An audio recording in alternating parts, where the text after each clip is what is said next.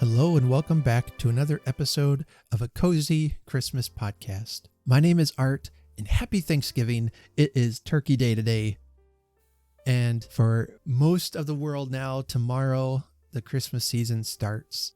And so welcome to the party, pal. We've been counting down to episode 100. Today's episode is number 93 and we're talking turkey today. Well, this has been a fun month and it has flown by. A couple weeks ago, Gracie attends middle school, but they also have a high school there, and we were able to attend the high school play that she was a part of, Elf, the musical, and it was really wonderful. It was on the same weekend that Gerald Dickens came to Omaha to do a Christmas Carol, so I missed seeing Gerald this year, but I have the audiobook of him reading. There's a movie version as well that's still available online you can purchase to rent. So I'll be doing that later in the month. As I mentioned, we are counting down to episode 100. This is episode 93.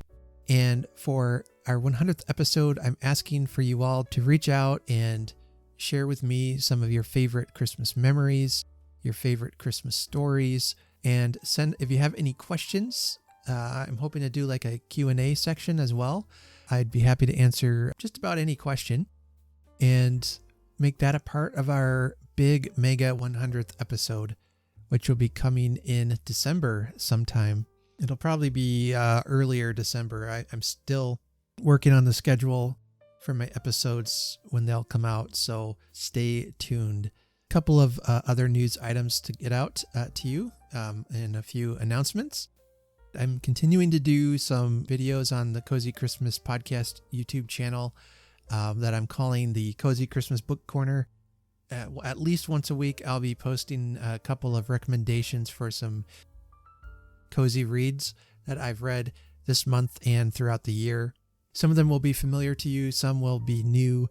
I'm trying to give you at least 2 books in a series recommendation with every video, and as well as playing some clips from author interviews that I have. I've got cozy mystery writers like Liz Ireland and Carol Perry coming on, and I'm really excited because they have written some great Christmas books, and I think you'll enjoy those. And now for an announcement, potentially in the works. I'm planning for 2023 already, and I have exciting news, and I'm hoping this will come together. I had a couple people ask me about doing this, and I thought this would be a great idea. So I will be doing an online Christmas book club.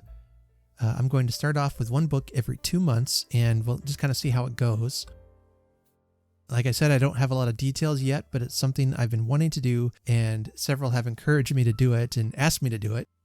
It will be free for anyone to participate in, though I might have some Patreon-like benefits that you can have that will come with it. So, some of you donate money to the podcast, which, I'm so thankful for and certainly not expected. For those who do, there might be a few extra benefits for you, but overall, I want it to be free for everyone to participate in.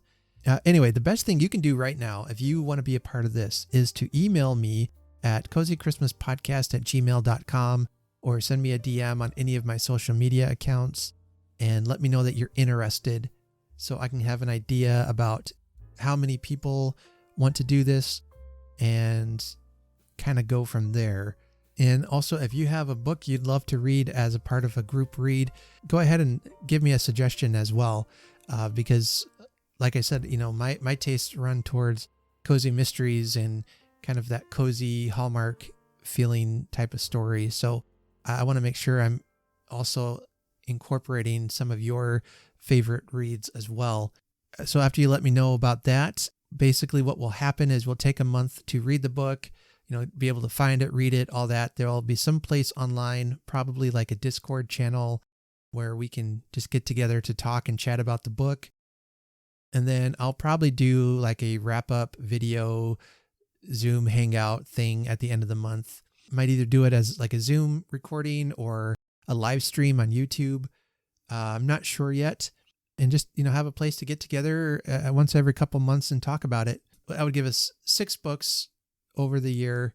Probably we'll structure it in a way so that we'll have December off because a lot of us are very busy. I know I definitely am, and I'm not sure I'd have time for that in the December itself.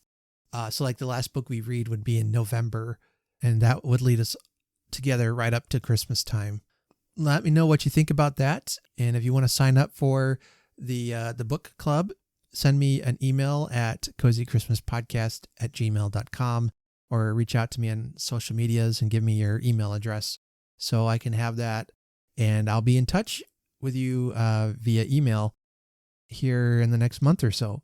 But I'm really excited to do that with you all, a way to build our community throughout the year. And this is open to anyone, of course, whether you're a Christmas podcaster or just a podcast listener. We'd love to have you aboard. Okay, with that news out of the way, let's consider our story for today. Have you ever wondered why we have turkey at Christmas? Now, growing up, that's what we would have in my family, a turkey at Thanksgiving and as well as one on Christmas. Now that we're married, we eat ham because that's what my wife likes, and she's the one cooking, so I'm not going to argue with that.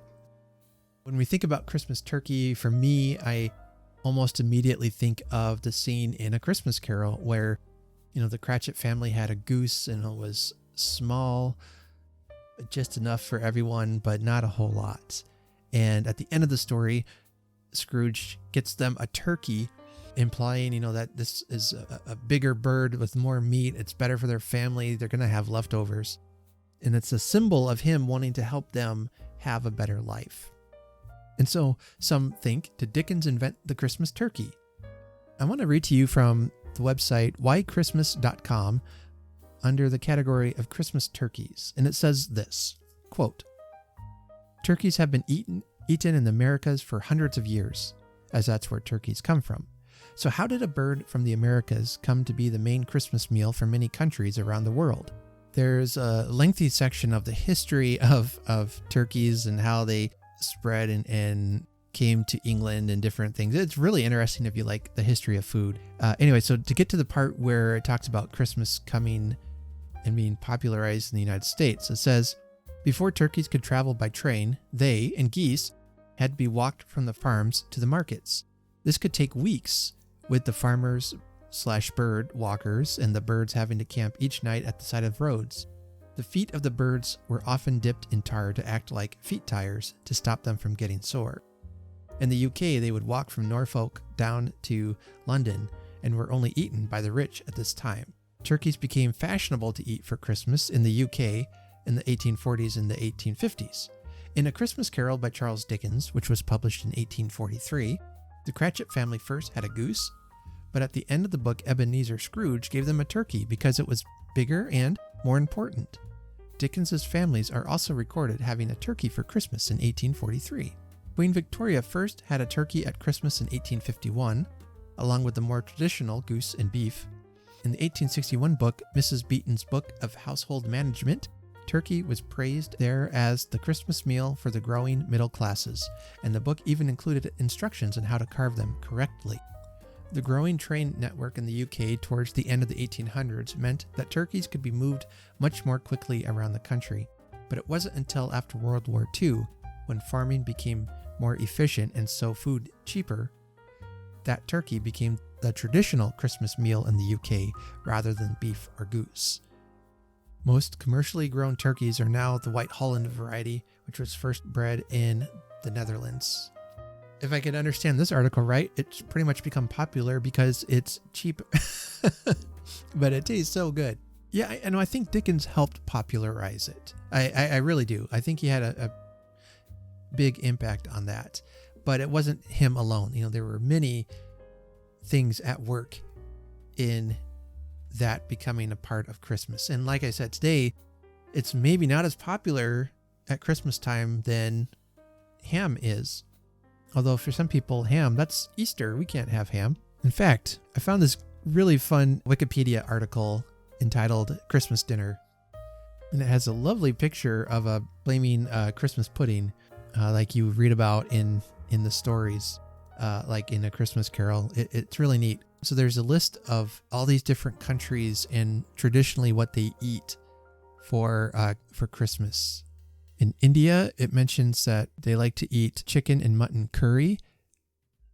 Some of the Christian communities have pork dishes and beef dishes. In Japan, of course, it mentions that they like eating KFC at Christmas time, as well as a white sponge cake covered with cream and decorated with strawberries. That sounds delicious. Lebanon, the Lebanese Christians celebrate Christmas dinners, and they typically eat roast turkey. Now, the Philippines, I know I've got a good number of listeners there. This says that Christmas dinner in the Philippines is called Noche Buena, following Hispanic custom, and is held towards midnight of December 24th. And it looks like traditionally the centerpiece of their meal is a cured leg of pork, and it's usually served with something called queso de bola, which, forgive me for mispronouncing that, but it says it's literally a ball of Edam cheese covered in red wax. Sounds delicious. There's also pasta, dessert, fruit salad, things like that. Anyway, I could go on, but yeah, it looks like it covers just about every country in the world. Ooh, Australia. Here we go. I've got some listeners in Australia. It says Christmas dinner, although eaten at lunchtime in Australia, is based on the traditional English versions. However, due to Christmas falling in the heat of the Southern Hemisphere summer, meats such as ham, turkey, and chicken are sometimes served cold with cranberry sauce, accompanied by side salads or roast vegetables. Barbecues are also a popular way of avoiding the heat of the oven. Seafood such as prawns, lobster, oysters, and crayfish are common, as are barbecued cuts of steak or chicken breast, drumsticks, and wings. In summer, Australians are also fond of pavlova, a dessert composed of fruit such as strawberries, kiwi fruit, and passion fruit, atop a baked meringue with whipped cream. Trifle is also a favorite in Australia at Christmas time. All right, I can't go through every country today. Maybe something I'll have to do down the road. But I don't know about you, but I just made myself hungry. So what does this all have to do with today's story? Well, today's story is called A Christmas Turkey and How It Came by Louisa May Alcott of Little Women fame. I think I've read about 3 other of her stories on this podcast. She writes just such cozy, heartwarming stories. I really enjoy them. Like, I love Dickens, don't get me wrong, but a lot of his stories are more the ghost stories for Christmas kind of style that was popular in the Victorian age. And Louisa May Alcott certainly has writes more of that cozy, warm family story, sentimental story that one would expect from Hallmark or someplace like that. I think if Louisa May Alcott were alive today, she'd be writing for Hallmark. And this story is heavy with the sentimentality. It is, if it were a dessert, it would certainly be a cheesecake. I mean, with so much sweetness on it. But I love it. It's such a fun story, and there's some good lessons for us in it. You can certainly see the moral of the story quite clearly. It is a product of its time, and honestly, that's why I like it. At its heart, it's a very sweet message of love for your family. Basically, it tells the story of a family of 5 children whose dad has been without work and has kind of slipped into a depression. I think it mentions also that he's been drinking a lot, so some pretty heavy themes in that. And the children realize they're so poor, and their father has been such a grouch, that they don't have anything for Christmas. And so instead of, complaining about their dad or whatever, they decide to take matters into their own hands and try to raise money to help provide food for the family Christmas dinner. The ending is very sweet. And these kids are just really lovely children. I know you're probably stuffed to your ears with turkey and you're about ready to go slip into a food coma. And I would invite you to listen to this story as you do that. Sit back and relax. Grab some eggnog or hot tea as you settle in by the Christmas fire or Thanksgiving fire. And I'll read to you A Christmas Turkey and How It Came by Louisa May Alcott. I know we couldn't do it. I say we could if we all helped. How can we? I've planned lots of ways, only you mustn't laugh at them. You mustn't say a word to Mother. I want it to be all a surprise. She'll find us out. No, she won't, if we tell her we won't get into mischief. Fire away then, and let's hear your fine plans. We must talk softly or we shall wake Father. He's got a headache." A curious change came over the faces of the two boys as their sister lowered her voice, with a nod toward a half-open door. They looked sad and ashamed, and Kitty sighed as she spoke. For all knew that Father's headaches always began by his coming home, stupid or cross, with only a part of his wages, and Mother always cried when she thought they did not see her, and after the long sleep, Father looked as if he didn't like to meet their eyes, but went off early. They knew what it meant, but never spoke of it, only pondered over it, and mourned with Mother at the change which was slowly altering their kind, industrious father into a moody man, and Mother into an anxious, overworked woman. Kitty was 13 and a very capable girl, who helped with the housekeeping, took care of the two little ones, and went to school. Tommy and Sammy looked up to her and thought her a remarkably good sister. Now as they sat round the stove having a go-to-bed warm, the three heads were close together, and the boys listened eagerly to Kitty's plans, while the rattle of the sewing machine in another room went on as tirelessly as it had done all day, for Mother's work was more and more needed every month. "Well," began Kitty in an impressive tone, "we all know that there won't be a bit of Christmas in this family if we don't make it. Mother's too busy and Father don't care, so we must see what we can do, for I should be mortified to death to go to school and say I hadn't had any turkey or plum pudding. Don't expect presents, but we must have some kind of a decent dinner." "So I say, I'm tired of fish and potatoes," said Sammy, the younger. "But where's the dinner coming from?" asked Tommy, who had already taken some of the cares of life on his young shoulders and knew that Christmas dinner did not walk into people's houses without money. "We'll earn it," and Kitty looked like a small Napoleon planning the passage of the Alps. "You, Tom, must go early tomorrow to Mr. Brisket and offer to carry baskets. He will be dreadfully busy and want you, I know, and you are so strong you can lug as much as some of the big fellows. He pays well, and if he won't give much money, you can take your wages and things to eat. We want everything." "What shall I do?" cried Sammy, while Tom sat turning this plan over in his mind. "Take the old shovel and clear sidewalks. The snow came on purpose to help you. It's awful hard work, and the shovel's half gone," began Sammy, who preferred to spend his holiday coasting on an old tea tray. "Don't growl or you won't get any dinner," said Tom, making up his mind to lug baskets for the good of the family, like a manly lad as he was. "I," continued Kitty, "have taken the hardest part of all, for after my work is done and the baby safely settled, I'm going to beg for the leavings of the holly and pine swept out of the church down below, and make some wreaths and sell them." "If you can," put in Tommy, who had tried pencils and failed to make a fortune. "Not in the street?" cried Sam, looking alarmed. "Yes, at the corner of the park. I'm bound to make some money and don't see any other way. I shall put on an old hood and shawl and no one will know me. Don't care if they do." And Kitty tried to mean what she said, but in her heart she felt that it would be a trial to her pride if any of her classmates should happen to recognize her. "Don't believe you'll do it."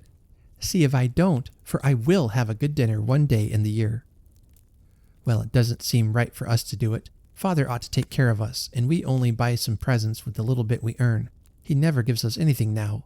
And Tommy scowled at the bedroom door with a strong sense of injury struggling with affection in his boyish heart. "Hush," cried Kitty. "Don't blame him. Mother says we never must forget he's our father. I try not to, but when she cries, it's hard to feel as I ought." And a sob made the little girl stop short as she poked the fire to hide the trouble in the face that should have been all smiles. For a moment the room was very still as the snow beat on the window and the firelight flickered over the 6 shabby little boots put up on the stove hearth to dry. Tommy's cheerful voice broke the silence, saying stoutly, "Well, I've got to work all day. I guess I'll go to bed early. Don't fret, Kit. We'll help all we can and have a good time. See if we don't." "I'll go out real early and shovel like fury. Maybe I'll get $1. Would that buy a turkey?" asked Sammy with the air of a millionaire. "No, dear. One big enough for us would cost 2, I'm afraid. Perhaps we'll have one sent us. We belong to the church, though folks don't know how poor we are now, and we can't beg." And Kitty bustled about, clearing up, rather exercise in her mind about going and asking for the much-desired fowl. Soon all three were fast asleep, and nothing but the whir of the machine broke the quiet that fell upon the house. Then from the inner room a man came and sat over the fire with his head in his hands and his eyes fixed on the ragged little boots left to dry. He had heard the children's talk, and his heart was very heavy as he looked about the shabby room that used to be so neat and pleasant. What he thought no one knows. What he did we shall see by and by. But the sorrow and shame and tender silence of his children worked a miracle that night more lasting and lovely than the white beauty which the snow wrought upon the sleeping city.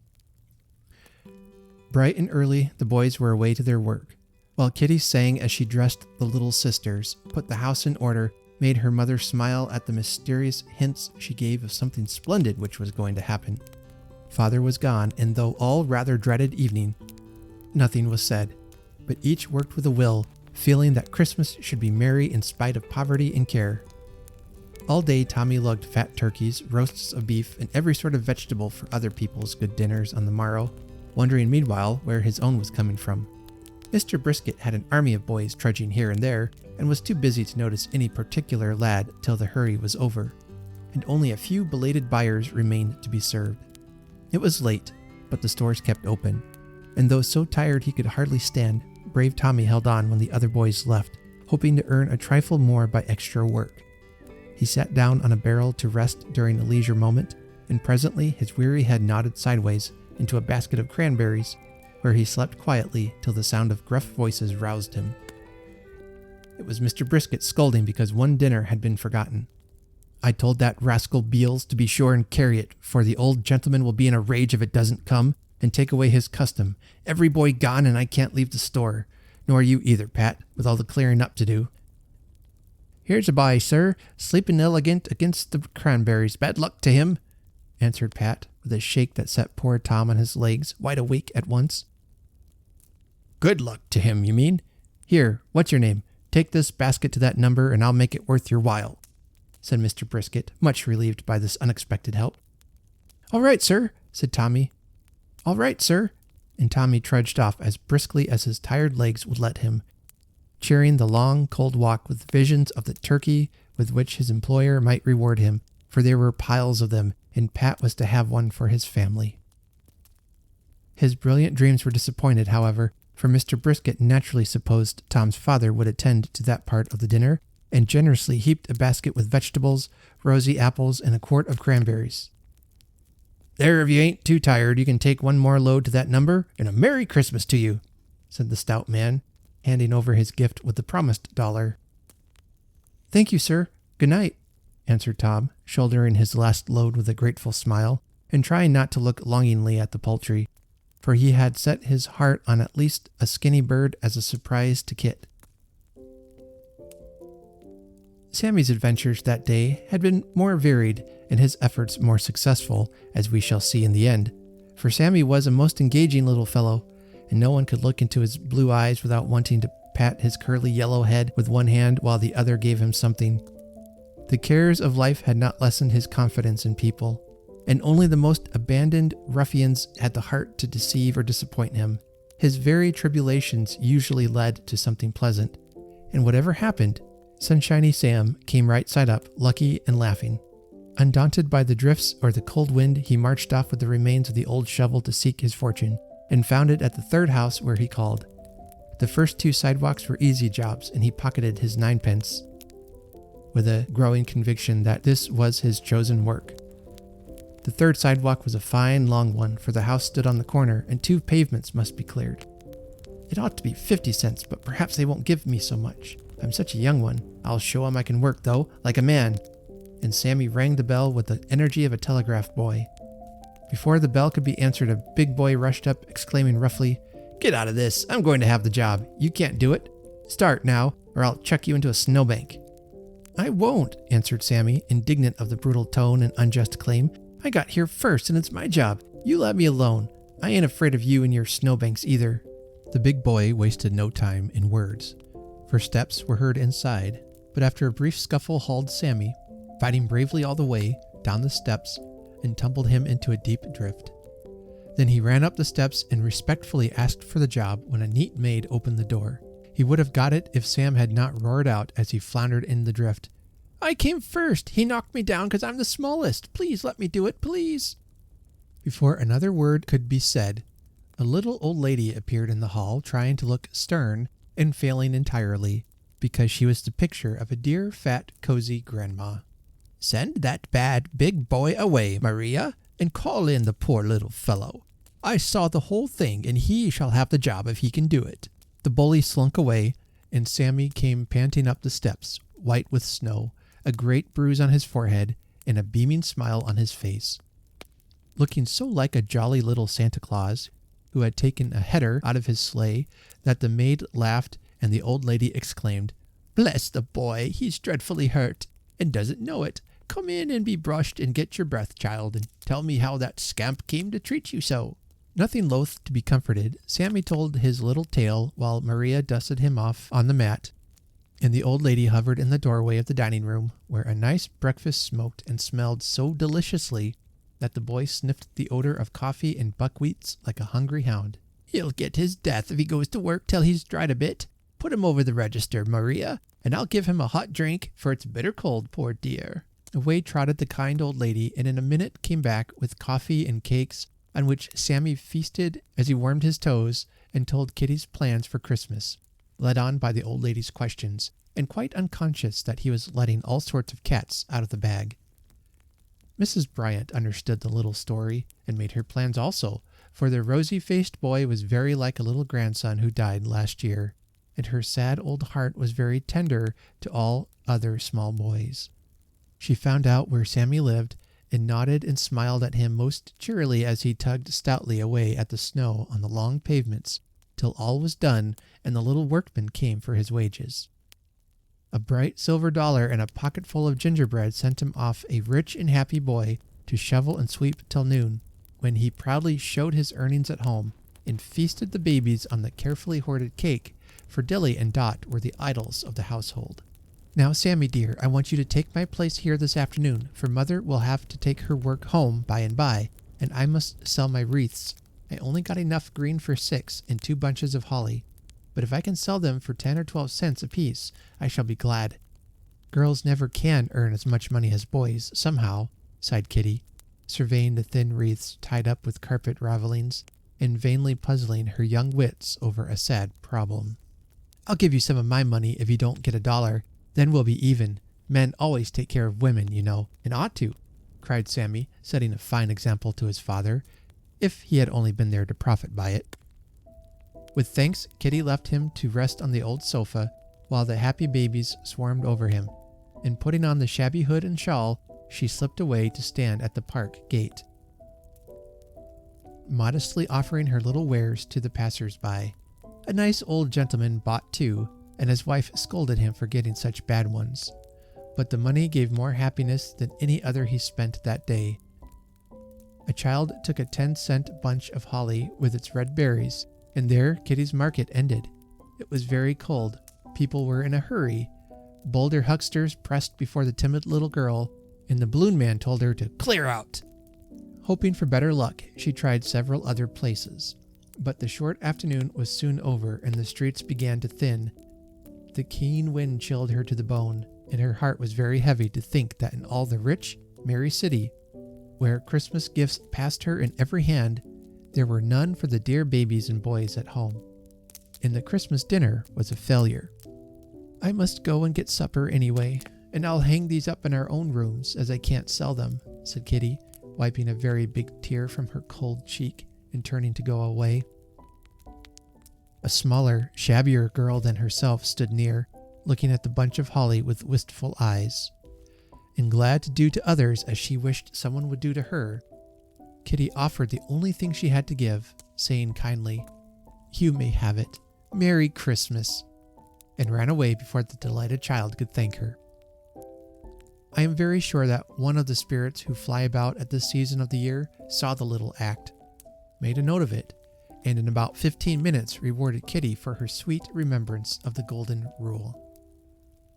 As she went sadly homeward, she looked up at some of the big houses, where every window shone with the festivities of Christmas Eve, and more than one tear fell, for the little girl found life pretty hard just then. "There don't seem to be any wreaths at these windows. Perhaps they'd buy mine. I can't bear to go home with so little for my share, she said, stopping before one of the biggest and brightest of these fairy palaces, where the sound of music was heard and many little heads peeped from behind the curtains as if watching for someone. Kitty was just going up the steps to make another trial when two small boys came racing round the corner, slipped on the icy pavement, and both went down with a crash that would have broken all their bones. One was up in a minute, laughing. The other lay squirming and howling, "Oh, my knee, my knee!" till Kitty ran and picked him up with the motherly consolations she had learned to give.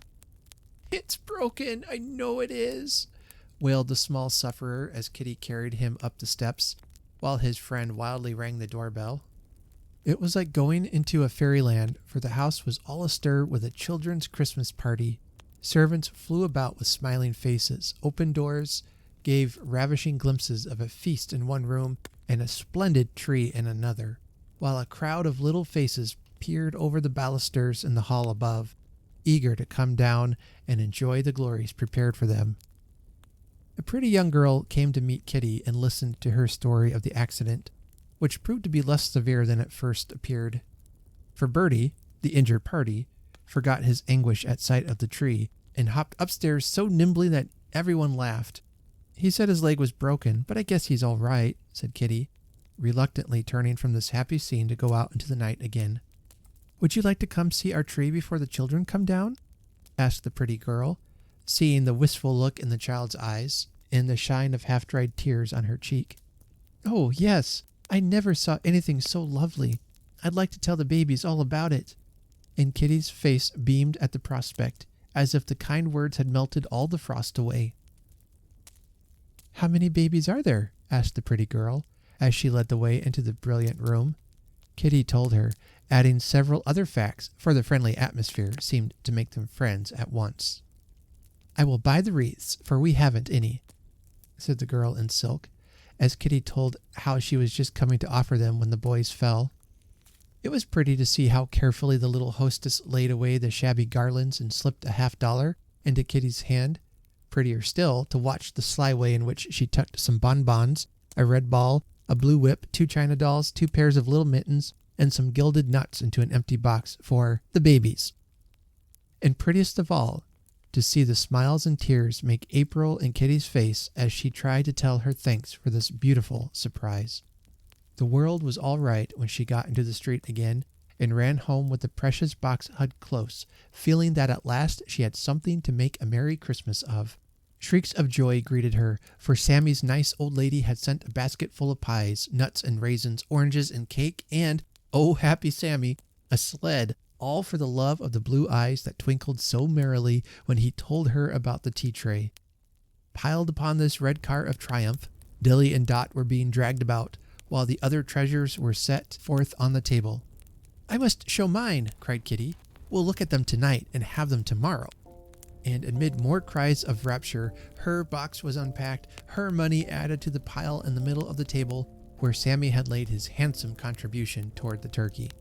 Before the story of the splendid tree was over, in came Tommy with his substantial offering and his hard-earned $1. "I'm afraid I ought to keep my money for shoes.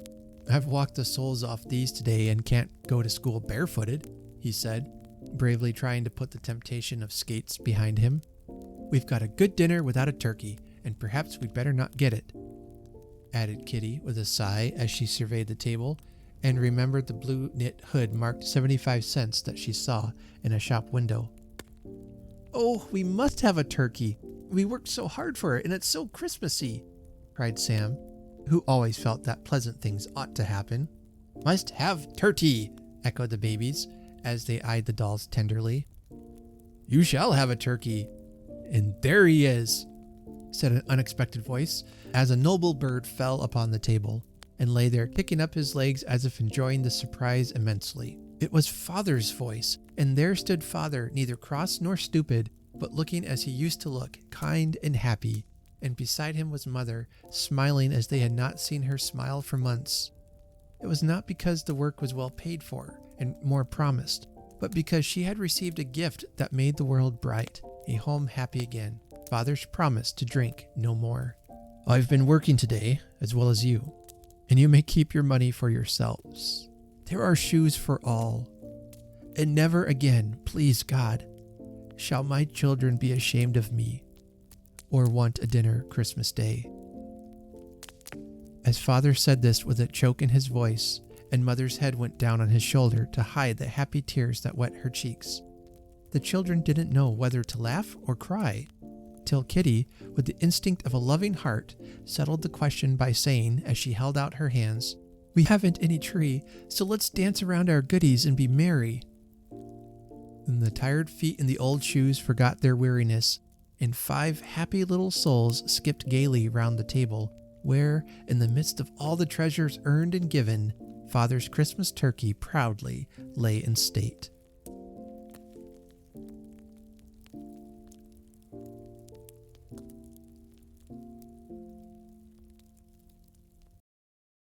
That was A Christmas Turkey and How It Came by Louisa May Alcott.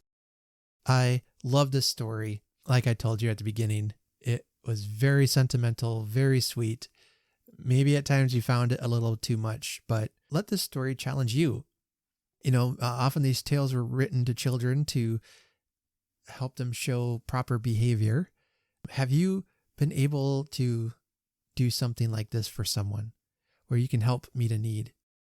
It is my hope that someone in your life will reach out to you to help you, and to remember that even though you might not have that lavish Christmas dinner, do you have your family? Do you have friends? Do you have a dog or a pet? Something that you can show love to and gift to. And let me even challenge you with this.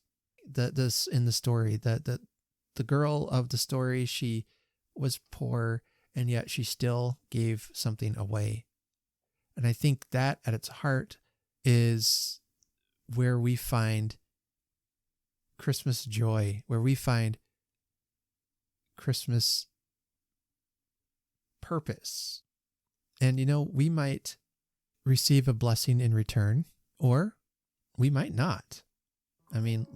Let's be honest. Sometimes we do something that's right, and we don't necessarily see a return on that. And you know what? You got to say that's fine, because I'm not doing this so that I'll get something in return. I'm doing this because it's the right thing to do, and it's the kind thing to do.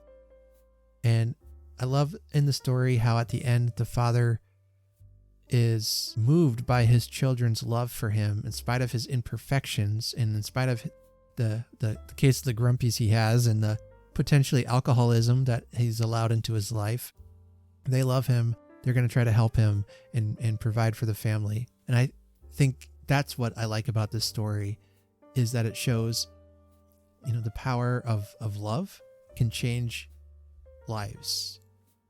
Kindness can change lives. So maybe that's something you can purpose this year at Christmas, to show kindness and love towards those who may be without. I've got an interview coming up with author Liz Ireland.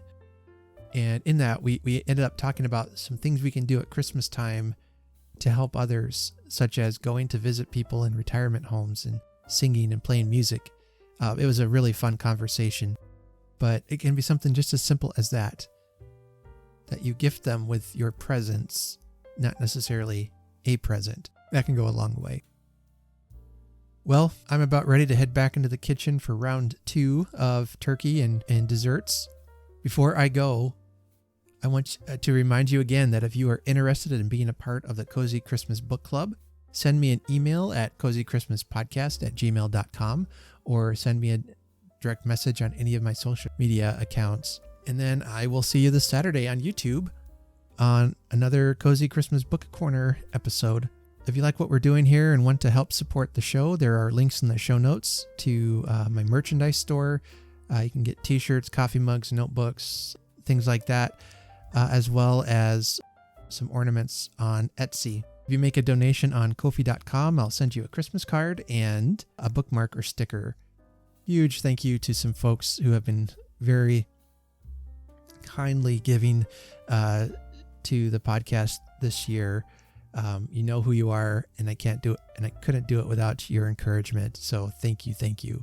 Until next time, remember to be kind and to do good, and let us honor Christmas in our heart and try to keep it all the year.